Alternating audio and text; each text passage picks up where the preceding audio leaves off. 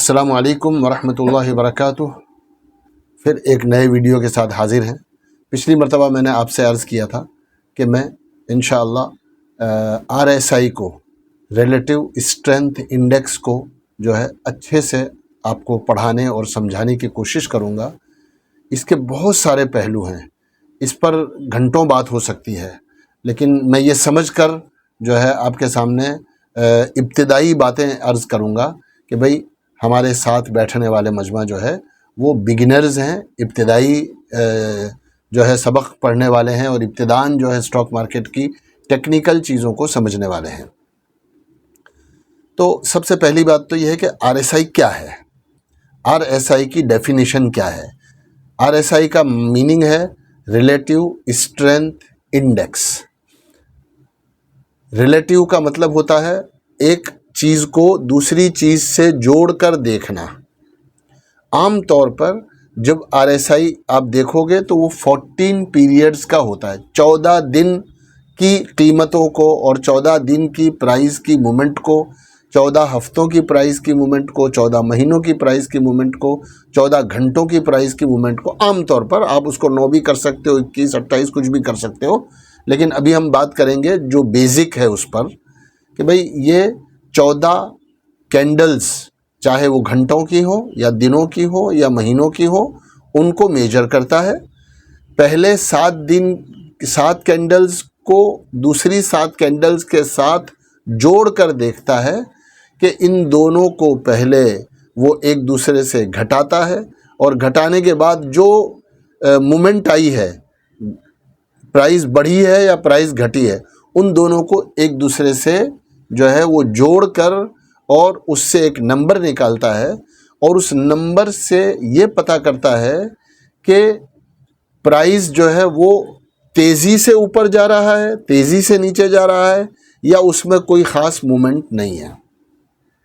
उसको एक मिसाल से समझ सकते हैं हम। ये एक ऐसा मेयार है, एक ऐसा इंडिकेटर है जो प्राइस की रफ्तार को, कि प्राइस तेज़ी से ऊपर जा रहा है या तेज़ी से नीचे आ रहा है या बराबर ऊपर नीचे साइडवेज चल रहा है, लेकिन उसमें रफ्तार कितनी है, तेज़ी कितनी है, उस तेज़ी को नापने के लिए ये इंडिकेटर है। इस इंडिकेटर की वजह से तेज़ी जो है वो बेहतरीन तरीके से पता चलती है। मेरा अपना ज़ाती तजर्बा यह है कि प्राइस से जो तेज़ी पता चलती है उससे ज़्यादा जो है शार्प तेज़ी का पता कभी कभी जो है वो RSI से चल जाता है। असल तो प्राइस है, सारे इंडिकेटर उस प्राइस के आसपास घूमते हैं, कोई थोड़ा पीछे होता है, कोई बराबर चल रहा होता है। कभी कभी कुछ चीज़ें जो है वो इंडिकेटर प्राइस से पहले भी समझा देते हैं, आपको उसका एहसास करा देते हैं, लेकिन वो होता है जब किसी इंडिकेटर को एक लंबे ज़माने तक आप तजर्बा करते हो। पहले तो पढ़ना समझना है, फिर उसके बाद उसको बरतना है, उसकी प्रैक्टिस है, उसको बरतो आप। ये पढ़ना काफ़ी नहीं है जब तक कि इस पढ़े हुए पर आप छोटे छोटे ट्रेड ना लो, चाहे 100, 200, 500 रुपये का ही नुकसान हो, लेकिन छोटे छोटे ट्रेड लो और छोटे छोटे ट्रेड ले करके और उसको समझने की कोशिश करो। ये जो लोग कहते हैं कि पेपर ट्रेड करो, पेपर ट्रेड करने में आदमी के एहसासात और उसके इमोशन जो है वो जुड़ते नहीं है। आदमी का एहसास और इमोशन जब जुड़ता है कि जब या तो उसे पैसा आता है या उसका पैसा कुछ जाता है। जब पैसा आता है तो उसके अंदर खुशी पैदा होती है, उसके अंदर उम्मीद बढ़ती है, उसमें ये एहसास पैदा होता है कि मैंने कुछ समझ लिया, मैंने एक अच्छा फ़ैसला किया, मैंने एक अच्छा काम किया। और जब उसको नुकसान होता है 100, 200, 500 रुपये ही सही, लेकिन उसे ये पता चलता है कि मैंने गलती की, मुझे ऐसा नहीं ऐसे करना चाहिए था, मैंने ठीक तरीके से नहीं किया, मैंने जल्दी कर दी, मैं डर गया, मैंने लालच कर दिया। ये सारी चीज़ें आदमी को एक्चुअल ट्रेड लेकर समझने में, अगर आपने इन असबाख के पीछे पूरे जो है पूरे कोर्स को सामने रखकर, फंडामेंटल्स को और टेक्निकल्स को सामने रखकर जो 2 चीज़ें अब तक हमने डिस्कस की है, जिसमें मूविंग एवरेज डिस्कस किया है और आज हम रिलेटिव स्ट्रेंथ डिस्कस कर रहे हैं। ये दो चीज़ें और ज़्यादा से ज़्यादा दो और चीज़ें, ज़्यादा से ज़्यादा दो और चीज़ें जो हम बताएंगे। बहुत सारे इंडिकेटर हैं दुनिया में, लेकिन दो एक आध और इंडिकेटर मैं आज आपसे जो है डिस्कस करूँगा। पहले ये दो, जिसमें मूविंग एवरेज है, दूसरा RSI है। इन दोनों पर अगर हमने प्रैक्टिस कर ली तो ये मज़ेदार चीज़ बन जाएगी और आप सीखोगे, खुशी होगी, समझ पैदा होगी, अपनी गलतियों को समझेंगे और आप अच्छे तरीके से ट्रेड लेना सीख जाएंगे। तो सबसे पहली बात यह है कि ये एक मोमेंटम यानी रफ्तार बताने वाला, ऊपर या नीचे की तरफ रफ्तार दिखाने वाला एक ऑसिलेटर है। ऑसिलेटर उस इंडिकेटर को कहते हैं कि जो एक ही जगह पर ऊपर से नीचे, दाएं से बाएं, है ना, घूमता रहे। जैसे घड़ी का पेंडुलम घूमता है, पुराने ज़माने में आपने घड़ी देखी होगी, जिसके नीचे सेकंड का कांटा इस किनारे से इस किनारे, इस किनारे से इस किनारे घूमता। ऐसे ही RSI में जो मोमेंट है उसकी, वो 0 से लेकर 100 के दरमियान घूमती है। और 0 और 100 के दरमियान कहने को है, वैसे नीचे में 10-15 से नीचे नहीं आती प्राइस, और ऊपर में 90-95 से प्राइस ऊपर नहीं जाती है। इसको कैसे लगाना है वो सारी चीज़ें भी मैं आपको बताऊंगा। और कब ये कहा जाएगा कि रफ्तार तेज़ हो गई है ऊपर की तरफ, और कब ये समझा जाएगा कि रफ्तार तेज़ हो गई है नीचे की तरफ, ये सारी की सारी चीज़ें मैं आपको समझाने की कोशिश करूंगा। सबसे पहले ये RSI यहाँ लगा हुआ है, हम इसको हटा देते हैं यहाँ से, और सबसे पहले यहाँ जाएंगे इंडिकेटर्स में। यह है RSI, ये मैंने लगा दिया। अब देखिए, ये मैंने RSI लगा दिया है। यहाँ ये हाइड है, अगर इसको आपको छुपाना है तो इसको दबाने से ये छुप जाएगा। यहाँ इसकी सेटिंग है। सबसे पहले हम इसकी सेटिंग देख लेते हैं। ये देखिए, ये RSI रेड कलर का है, और ये जो ग्रीन कलर की एक लाइन जा रही है, ये भी एक मूविंग एवरेज है। अभी हम इसको हटा देते हैं। उसके बाद नीचे है 70, 50 और 30। RSI का जो अपर बैंड है वो नॉर्मली लोग 70 रखते हैं, आप 80 रख सकते हो, ठीक है, तो 80 हो जाएगा। आप 60 रखते हो 60 हो जाएगा। तो हम 70 रखते हैं ऊपर के बैंड को। दरमियानी बैंड जो है वो 50 है, और नीचे का जो बैंड है वो 30 है।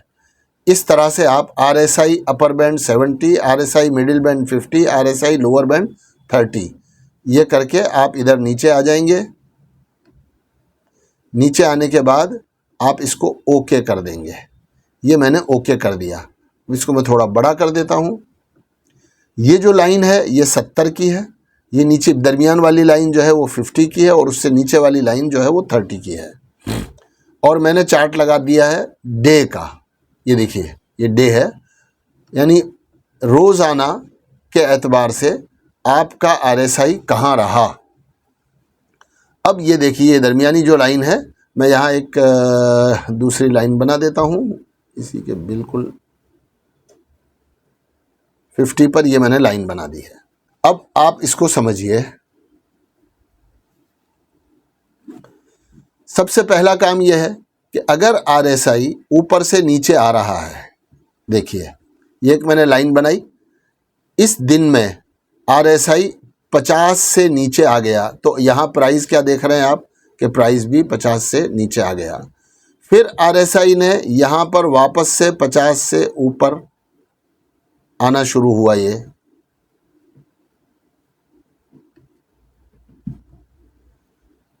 तो उसके बाद क्या हुआ, उसके बाद प्राइस का जो मूवमेंट है वो ऊपर की तरफ चला गया। तो ये जो बीच का हिस्सा है, जब आपने इस स्टॉक को फॉर एग्जांपल लेके रखा हुआ है और यहां से आपने इस स्टॉक को लिया था और यहां तक आया, अभी हमने यहां पर मूविंग एवरेजेस नहीं लगाए हैं, अभी सिर्फ RSI समझा रहा हूं मैं आपको। तो आपने क्या देखा कि 50 पर जब RSI आया और जब उसने उसके नीचे आना शुरू किया, तो आपने यहाँ पर अपना सौदा स्क्वायर अप कर दिया और स्टॉक से बाहर निकल गए। यहाँ बाय किया आपने और यहाँ आपने उसको बेच दिया। यहाँ बाय किया, यहाँ बेच दिया, तो क्या मिला आपको? आपको 6.25% का गेन मिला 18 दिन में। 27 दिन बनते हैं, 18 ट्रेडिंग डे हैं, तो 27 दिन में आपको 7% का गेन मिला अगर आपने स्टॉक यहाँ से ख़रीदा और यहाँ बेच दिया जब ये 50 के नीचे आ गया है। अब कभी कभी क्या होता है कि ये स्ट्रेंथ ऊपर की तरफ जा रही है, ये मैंने समझ लिया, फिर यहाँ से स्ट्रेंथ नीचे की तरफ आ रही है और ये इतने दिन तक मैं ठहरा रहा, और फिर जैसे ही यहाँ से इसने ऊपर जाना शुरू किया, मैंने वापस से अगले दिन बाय कर लिया, और बाय करने के बाद फिर आप अगर यहाँ तक रुके रहोगे तो यहाँ आपने स्टॉक ख़रीदा और यहाँ आपने इसको बेच दिया। क्या हुआ कि आपको 35 दिन में 8.5 पौने 9% का गेन मिला और आप यहाँ ख़रीदे और यहाँ बेच दिए। ये जो दरमियान का हिस्सा है, ये जो दरमियान का हिस्सा है, ये ऊपर जाने की स्पीड है और ये नीचे आने की स्पीड है। ये ऊपर जाने की स्पीड है, ये नीचे आने की स्पीड है, लेकिन इस स्पीड में ऊपर का जो हिस्सा है वो ऐसा है जैसे आपकी गाड़ी हाईवे पर चल रही है, और नीचे का हिस्सा ऐसा है कि जैसे आप नशेब से ऊपर की तरफ से नीचे की तरफ आ रहे हो और प्राइस तेजी से ऊपर से चला और नीचे आ गया। तो इस हिस्से में आप ये समझेंगे कि प्राइस में मूवमेंट ज़्यादा है, बायर ज़्यादा है, ख़रीदने वाले लोग ज़्यादा हैं, इसलिए प्राइस ऊपर जा रहा है। और इस हिस्से में भी मूवमेंट है, इस हिस्से में भी तेज़ी से जो है प्राइस नीचे आ रही है, ख़रीदने वाले बहुत सारे हैं, लेकिन यहाँ पहले बेचने वाले आए, बाद में ख़रीदने वाले आए। इस हिस्से में, ऊपर वाले हिस्से में, कि पहले ख़रीदने वाले लोग आ गए, फिर बाद में बेचने वालों ने बेचा। तो ख़रीदार ज़्यादा थे, बेचने वाले कम थे, तो उन्होंने अपनी चीज़ों को महंगा बेचा और प्राइस ऊपर जाता गया। और प्राइस जब रेड कैंडल बनती है और प्राइस 50 के नीचे आता है, इसका मतलब ये है कि बेचने वाले पहले से मौजूद हैं, ख़रीदने वाले कम हैं, इसलिए तेज़ी से हर सौदा 100 रुपये का गया, फिर उसके बाद 99 में बिका माल, फिर उसके बाद 98 में माल बिका, फिर उसके बाद 97 में माल बिका। तो आपने क्या देखा कि 50 पर 7,760 रुपये का दाम था, और जब ये यहाँ आया,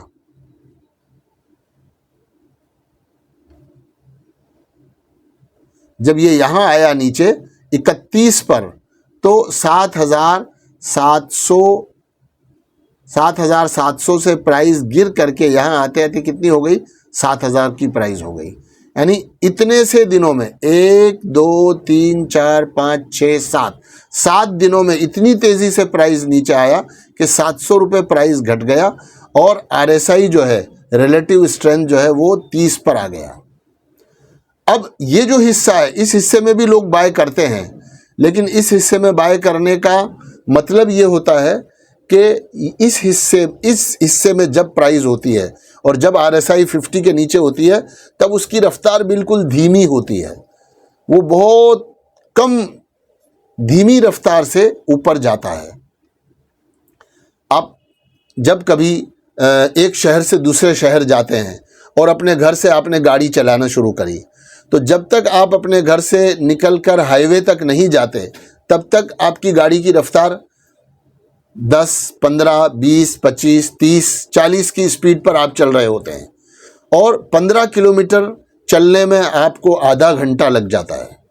इसको ऐसे ही समझिए, 30 से लेकर 50 तक जो प्राइस है, वो प्राइस के आने को आप ऐसे ही समझो कि आप सवारी लेकर घर से बाहर निकले हो, और 15 किलोमीटर तक घर से बाहर निकलने में 15 किलोमीटर बाहर जाने पर आपको हाईवे मिलेगा, और वो जब हाईवे मिलेगा तब तक वो जो 15 किलोमीटर है उसमें आधा घंटा आपको लग गया। और उसके बाद जब आपको हाईवे टच किया आपने और हाईवे पर आप चलना शुरू किए, तो वही गाड़ी अब 100 की रफ्तार पे चल रही है, 120 की रफ्तार पे चल रही है, 150 की रफ्तार पे चल रही है, 80 या 90 की रफ्तार पर चल रही है। तो ऐसा कोई भी मेजरमेंट अगर बनाया जाए तो वो बताएगा कि गाड़ी शुरू में 15 किलोमीटर जो है वो इतनी धीरे चली है कि उसने आधा घंटा लगा दिया। उसके बाद जो वो आधे घंटा चली है तो उसने अगले आधे घंटे में 50 किलोमीटर काट लिया। शुरू के आधे घंटे में 15 किलोमीटर कटे, दूसरे आधे घंटे में 50 किलोमीटर कट गए, इसलिए कि 100 की रफ्तार से गाड़ी चल रही थी। तो 50 के ऊपर जब RSI चला जाता है तो फिर गाड़ी ऐसे चलती है जैसे हाईवे पर आप चल रहे हो। उससे नीचे में गाड़ी ऐसे चलेगी जैसे। तो अब ये समझ लीजिए कि 50 के ऊपर जब RSI है तो 50 के ऊपर RSI चला गया, अब उस प्राइस पर आप माल खरीदिए। चुनाचे आप यहाँ देखेंगे, ये एक एग्जाम्पल है, ये यहाँ से लेकर प्राइस यहाँ तक आया, इस दरमियान में वक्त ज़्यादा लगेगा और फिर उसके बाद ये जो प्राइस है, ये प्राइस अभी तक ऊपर जा रहा है। और कितना चला गया?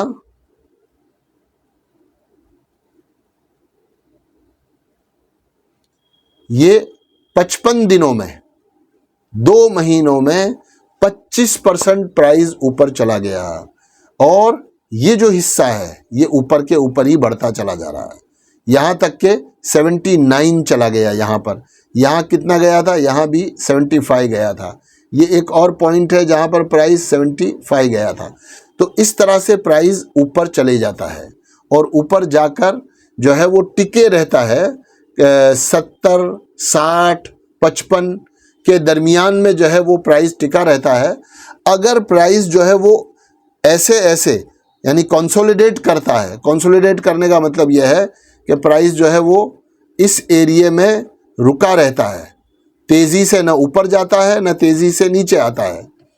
ये देखिए प्राइस इस एरिया में रुका हुआ है, यहाँ से ऊपर गया, उसके बाद यहाँ तक प्राइस ऊपर रहा। तो ये यहाँ आपको ऊपर नीचे नज़र आ रहा है, यहाँ नीचे भी आया, यहाँ नीचे आया, यहाँ ऊपर गया, यहाँ ऊपर गया। लेकिन अगर ये 70 और 50 के बीच में ऊपर नीचे होता रहेगा, आप आराम से बैठे रहिए। देखिए फिर से मैं आपको दिखाता हूँ, प्राइस ने यहाँ ऊपर जाना शुरू किया और प्राइस यहाँ तक ऊपर रहा, लेकिन इस दरमियान में इसके ऊपर नीचे होने का फ़र्क नहीं पड़ा। मैंने पिछली बार भी बताया था आपको कि उस दरमियान प्राइस जो है वो ऊपर नीचे, RSI जो है वो ऊपर नीचे होगा, लेकिन प्राइस पर ज़्यादा फ़र्क नहीं पड़ेगा, बल्कि प्राइस धीरे धीरे ऊपर ही जाएगा। इन 64 दिनों में जहाँ 44 दिन बाज़ार खुला है, 44 दिन में प्राइस जो है वो ऊपर था और RSI ऊपर था 50 के। चुनाचे क्या हुआ? 15% मार्केट ऊपर गया। फिर यहाँ से ये एक थोड़ा सा डिप लिया इसने और फिर यहाँ से आगे बढ़ा तो ये जितने दिन प्राइस ऊपर रहा 50 के, यहाँ से लेकर यहाँ तक और आगे चलिए, यहाँ तक प्राइस जो है वो 50 के ऊपर रहा। 50 के ऊपर रहने का नतीजा क्या हुआ कि यहाँ से प्राइस चला और यहाँ तक 150 दिनों में इस दरमियान भी प्राइस ने जो है वो 22% का राइज दिया है। तो बेस्ट ये है कि आप किसी भी स्टॉक को देखो, आप चाहे उसको डेली में देखो चाहे वीक में देखो, वीक और डेज। वीक में देखोगे तो और ज़्यादा आपको जो है रिजल्ट मिलेगा, ज़्यादा प्रॉफिट आप गेन करोगे। लेकिन अगर आप डेली पर भी जो है RSI को देखते हो और प्राइस के 50 के ऊपर जाने के बाद आप रुके रहते हो, फिर उसके बाद प्राइस 70 जाए, 60 जाए, 70, 60, 65, जब तक वो तोड़कर 50 के नीचे नहीं आती, तब तक आम तौर पर स्टॉक का प्राइस नीचे नहीं आता और या तो वो स्टेगनेंट रहेगा, ऐसा भी हो सकता है। यहाँ तो बढ़ा हुआ है, वो एक ही दरमियान में रह जाएगा लेकिन नीचे नहीं आएगा। अब उसके बाद कहीं भी आगे जाकर 50 को टच करके जब दोबारा RSI ऊपर जाएगा तो फिर से प्राइस बढ़ना शुरू हो जाएगा। तो ये है इसका इस्तेमाल। इसको आप वीकली भी इस्तेमाल कर सकते हो, इसको आप डेली भी इस्तेमाल कर सकते हो और इसको आप जो है 1 घंटे पर, 2 घंटे पर, 3 घंटे पर, आवरली भी इस्तेमाल कर सकते हो।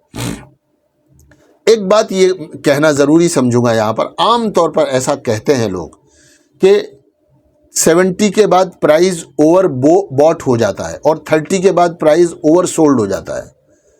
ये दुरुस्त नहीं है। 70 के बाद प्राइस ओवर बॉट है, लेकिन ये ज़रूरी नहीं है कि प्राइस गिर जाएगा।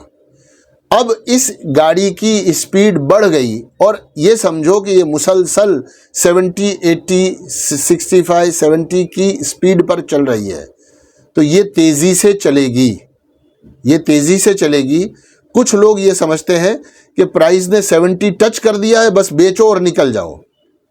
उसके बाद भी जैसे मैंने आपको बताया, ये मिसाल के तौर पर कोई आदमी यहाँ बेच दे, इस जगह पर अगर बेच दे कि भाई अब तो प्राइस जो है वो 76 चला गया है, मैंने यहाँ ख़रीदा था, यहाँ 76 चला गया प्राइस, और उसने बेच दिया।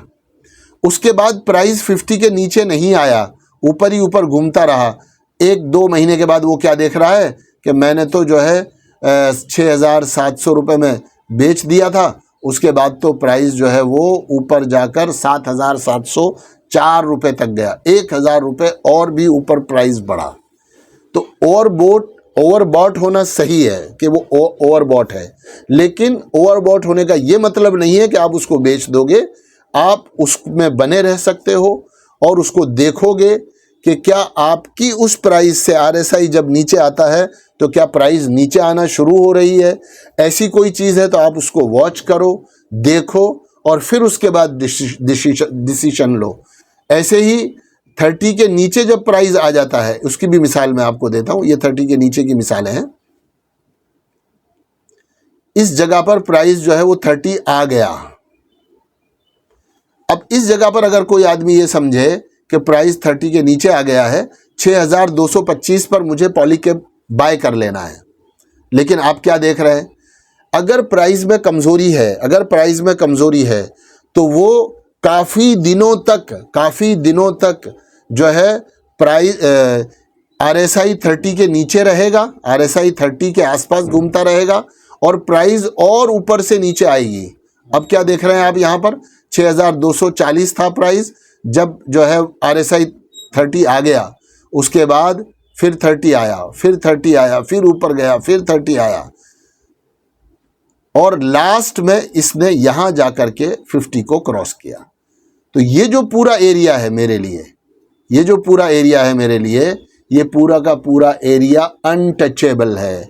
मैं इसमें प्राइस चूँकि RSI 30 के नीचे है, 50 के नीचे है और 30 और 40 के दरमियान घूम रहा है, जब तक RSI 30-40 घूमता रहे आपको बाय नहीं करना है।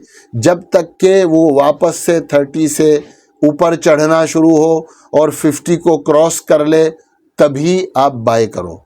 अब आपको ऐसा लगेगा कि यहाँ अगर मैं ख़रीदता 30 पर, मैं ख़रीदता 30 और 50 के दरमियान भी कुछ प्राइस का मूवमेंट तो हुआ है, बेशक हुआ है, लेकिन वो प्राइस का मूवमेंट जो है परेशान करने वाला है, आपको जो है वो मायूस करेगा, आपको बोर करेगा और आपको बढ़ने में टाइम ज़्यादा लेगा। लेकिन 50 के बाद जब आप बाय करोगे तो फिर प्राइस का मूवमेंट जो है थोड़ा शार्प होगा और जल्दी प्राइस ऊपर चला जाएगा, बजाय इसके कि आप 30 के नीचे ख़रीदो। तो ये जो हिस्सा है ये 30 के नीचे का है। आप स्टॉक्स के चार्ट खोलो और चार्ट खोलकर इसी तरह उसके पीछे जा कर के और उसकी मशक करो। कहाँ प्राइस को आप इस तरह देखोगे और उस तरह देखने के बाद जब आपको पता चलेगा कि प्राइस जो है, देखिए ये प्राइस यहाँ 30 के नीचे आ गया, प्राइस ने यहाँ 30 टच कर लिया। कितना है प्राइस, 4,853 पर RSI 30 पर आ गया। अब जो आदमी ये समझता है कि RSI 30 पर आ गया, मुझे तो फ़ौरन बाय कर लेना है, नहीं, आप बैठो आराम से। फिर उसके बाद प्राइस और नीचे आया, कहाँ तक आया, 4,400 पे आया, फिर ऊपर आया और अल्टीमेटली प्राइस ने यहाँ आकर जो है 50 को क्रॉस किया। अब आपने यहाँ देखा था, तब प्राइस 4,800 रुपये था। वापस इतने दिन आपको आराम मिले, यहाँ आकर प्राइस ने जो है वो 4,500 रुपये पर प्राइस जो है वो 50 के ऊपर गया। अब जब यहाँ आकर आपने बाय किया तो देखो क्या हो रहा है, धीरे धीरे धीरे धीरे धीरे प्राइस ऊपर जाता जा रहा है। इससे बेहतर और क्या हो सकता है। तो जब तक 30-40 के नीचे प्राइस है आप बाय नहीं करोगे। 50 के ऊपर गया अब आप बाय कीजिए। मुझे उम्मीद है कि आपको ये बातें मेरी समझ में आई होंगी और इस तरह से आप चार्ट देखो।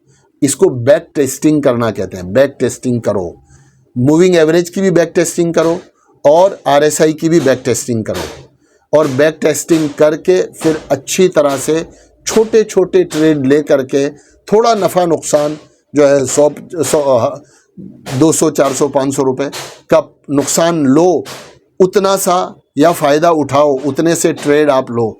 अगर मेरी कही हुई बातों पर आप अमल करोगे तो मुझे उम्मीद है कि अगर आपने 10 ट्रेड लिए तो 2-3 ट्रेड से ज़्यादा में आपको नुकसान नहीं होगा। 5-7 ट्रेड आपको ऐसे मिलेंगे जिसमें आपका अच्छा फ़ायदा होगा और टोटल उसमें आप जो है नफ़े में रहोगे। मुझे ऐसी उम्मीद है, इसलिए कि मैं भी इसी तरह करता हूँ और इस तरह करके मुझे उससे नफ़ा मिलता है, मुझे उससे फ़ायदा मिलता है और जब मैं फ़ायदा उठा रहा हूँ तो आप भी फ़ायदा उठा सकते हैं। आप मेरी इस वीडियो को अच्छी तरह देखें, एक सबक की तरह सुनें और इसको शेयर करें, दूसरे लोगों को जो है सिखाएं और मनी और पैसे को मैनेज करना, पैसे को बचाना और उसको इन्वेस्ट करके बढ़ाना सीखें। हमारे लोगों में इसकी बहुत ज़्यादा कमी है। हम पैसों को खर्च कर देते हैं और उससे मज़े उड़ाते हैं, खाने पीने कपड़े लत्ते सवारी में हम जो है फजूल खर्चियाँ करते हैं। अपने पैसे को बचाना सीखें और बचा करके अच्छे अच्छे स्टॉक में फंडामेंटल्स जिनके अच्छे हो, जो बातें आपने पहले उसके बारे में सुनी है वैसे स्टॉक चुनें और फिर उसकी दोनों चीज़ें मूविंग एवरेज और RSI इन दोनों को देख करके और फिर आप जो है अपने ट्रेड लें। थोड़े दिन बैठें और वेट करें और दोनों चीज़ों को, मूविंग एवरेज को भी जो मैंने आपको बताया है वो और RSI को भी जो मैंने आपको बताया है, उस तरह से इन चीज़ों को देखें और देख करके सही जगह पर एंट्री लें, सही जगह पर एग्ज़िट करें। मुझे अपनी नेक दुआओं में याद रखें, नमाज़ों का एहतमाम करें, अपने अमाल का एहतमाम करें, अपने माँ बाप का ख्याल रखें और अच्छी भली नेकी की ज़िंदगी गुजारें।